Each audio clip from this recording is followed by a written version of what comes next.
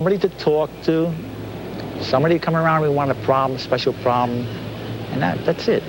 You got to be somebody there to listen to. A lot of these kids want you to listen to them. Who's listening? Nobody listens. Obviously, Mr. Joe's words had a meaning for Marvin Haglar.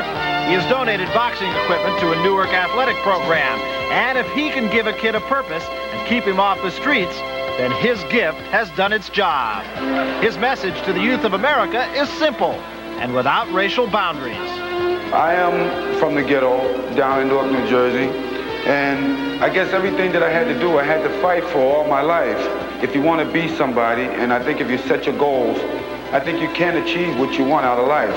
I'm trying to build up other kids' hopes and dreams, not to really become a fighter, but I think more or less to give them something in their mind to participate in, other than going out trying to rob or break into a store or something like that. You know, put that mind and body, you know, to work.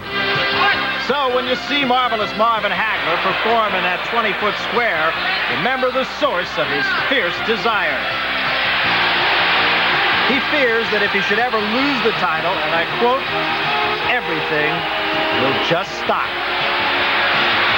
Marvelous Marvin Haglar's past and the memories of the people who touched his early life give him the strength, the will, and the determination to move on.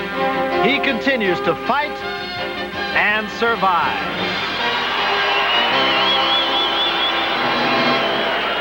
So coming up next here on HBO, the 7th title defense of the champion, Marvelous Marvin Haglar, as he takes on the #1 contender, Wilford Scypion. Larry Merchant, we talked about the fact this fight has really been there's been all kinds of controversy. First, there was the initial controversy, WBC, WBA. The cause of it really, perhaps, might have been the distance of the fight. Some said we need to go 12 rounds. Some said we need to go 15. Marvin Haglar's camp held out for 15. As a result, both bodies are not sanctioning this fight. What does it really all mean? Well, I think Haglar feels that because he worked so hard, that it's an advantage for him for a 15-round fight. The bizarre thing about that is the only time he's gone past 12 rounds against Vito Antuofermo in the first fight was the poorest fight he's ever had. It was a draw. In fact, however, that's turned out to be a benefit because every opponent that comes in looks at that Antuofermo fight as a beacon of hope, that if they can put the pressure on him the way Antuofermo did, perhaps they can back him up and in that way defeat him. So the question, of course, is what about his opponent? What about Wilford Scypion? He's been referred to as a 160-pound enigma. Sometimes he's very, very good. Sometimes, like the girl with the curl, he's horrid. A tattoo with the letter P inside a heart reads, "I love Pop," to Wilford Scypion. To his family of 15 in Port Arthur, Texas, it's Wilford's nickname, Poppy. Pop was an old man who Wilford loved and cared for when he was a child growing up in the projects. It was that environment that left Wilford no choice but to fight. I always want to box since he was a little boy. He says, well, Daddy, I'm going to be a fighter. I said, but that's what you want to do, son. I said, remember, I said, you got to be a good one. If you, whatever you want to get into, be a good one. So he says, I know that. And he started from there.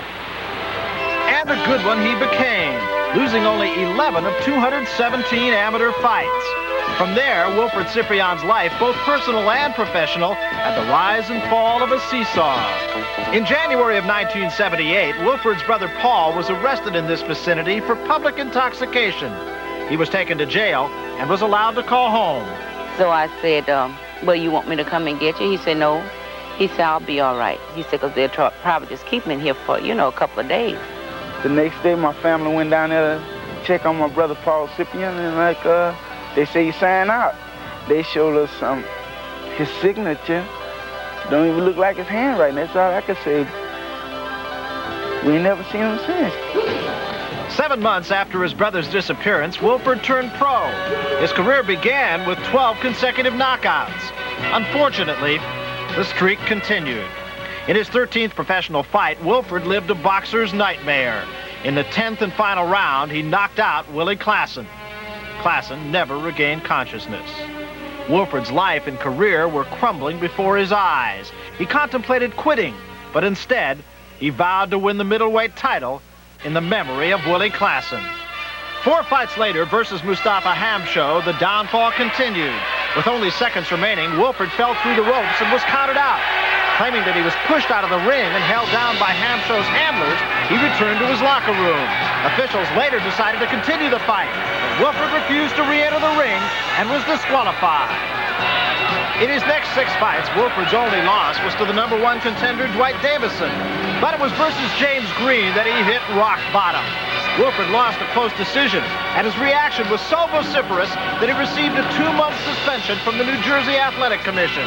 Wilford Scypion's reputation as a world-class boxer was in serious question. After the James Green fight, I made up my mind to go up. I done went down. I went down further I could go.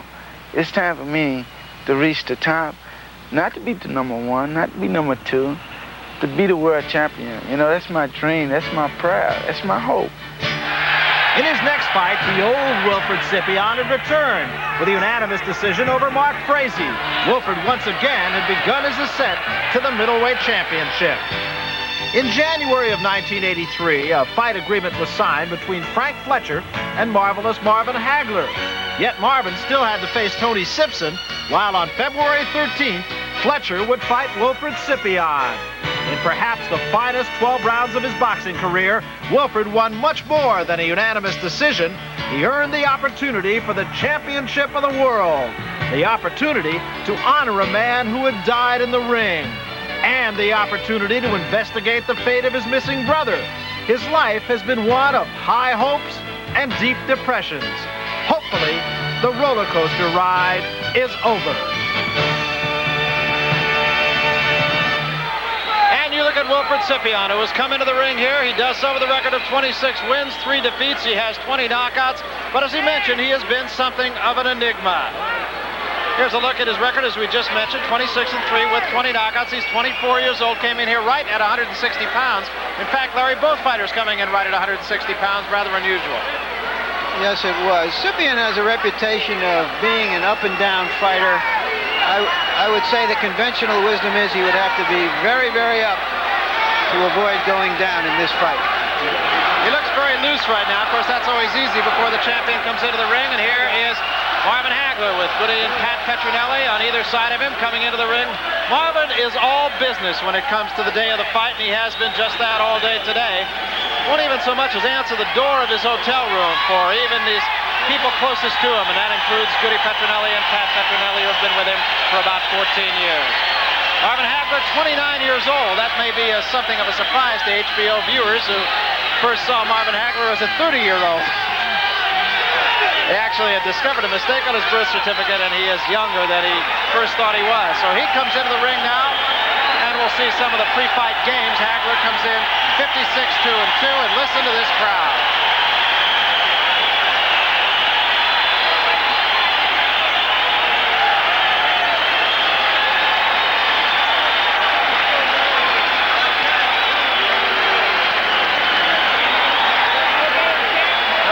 As to who the crowd favorite will be here tonight, it is the champion who you're looking at, Marvelous Marvin Haglar. He's become a great hero all throughout New England. We've seen him fight in Boston and Worcester. Now here in Providence, he'll be fighting in his hometown of Brockton. And he's conquered everyone here in New England as well as everyone in the ring. Interestingly, Wilford Scypion has said that, and I quote, "I always fight my best on someone else's turf." Well, tonight, to be sure, he is on someone else's turf.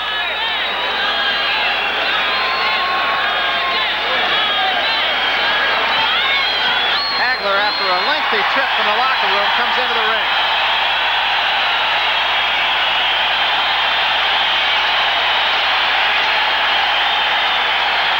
There is the record of Marvin Haglar, 56-2-2, 47 knockouts. I would say that's rather impressive. He's not lost since 1976. In fact, his only 2 losses came within a 3-month period. To 2 very tough Philadelphia fighters in Philadelphia. Those 2, Willie Monroe and Boogaloo Watts. Here's the tail of the tape. Scypion, 5 years the junior of Marvelous Marvin Haglar. Otherwise, really little to choose between these 2. Haglar is coming at 160.